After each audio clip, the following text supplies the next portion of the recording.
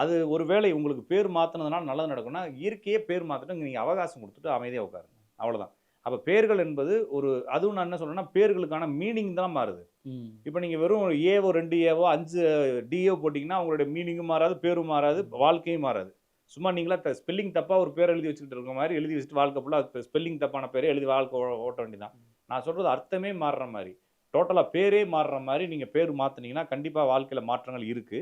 ஆனா, உங்கனால மாத்த முடியாது. அதுவும் விதி தான். சில பேர்கள நீங்க நல்லதுக்காக மாத்துவீங்க. அதில இருக்கக்கூடிய கெட்டதுகள் உங்களுக்கு புரியாம போயிரும். நான் ம். அடிக்கடி சொல்றது, இப்ப பாரம்பரிய அஸ்ட்ராலஜி இருக்கு இல்லீங்களா? அதுக்கப்புறம் வேதிக் அஸ்ட்ராலஜி இருக்கு இல்லீங்களா? ம். இப்ப வந்து ஏஎல்பின்னு இருக்கு. அப்புறம் கேபி இருக்கு. அப்புறம் இந்த இப்ப இந்த அ டிஎன்ஏ இருக்கு. ம். அப்புறமா வந்து எம்எம்ன்னு இருக்கு. ஒரு 15, 20 அஸ்ட்ராலஜி இருக்குன்னு வச்சுக்கங்களேன். இந்த ம். எந்த அஸ்ட்ராலஜிலயும் பேர பத்தி சொல்லலாம் அவங்க. ம். இப்ப நம்ம பேர பத்தி பேசுறோனே, அவங்களும் பேர பத்தி பேசி எடுத்துக்கிட்டு, 8ஆம் அதிபதி, 12ஆம் அதிபதின்னு போட்டு தப்பு தப்பா பேர்களுக்கு லாஜிக் எடுத்துக்கிட்டு, கால ஆரம்பிச்சிருக்கு, கூல ஆரம்பிச்சிருக்கு, கீழ ஆரம்பிச்சிருக்கு, இந்த நட்சத்திர பேர், இந்த நட்சத்திர சாரம் வாங்கணும்னு சொல்லி இவங்களா ஒரு விஷயத்த கிரியேட் பண்ணி, ம். எதையாச்சும் ஒரு பேர வச்சு குடுத்து இருக்கிற குழப்பத்துல மாட்டி விட்டுருவாய்ங்க.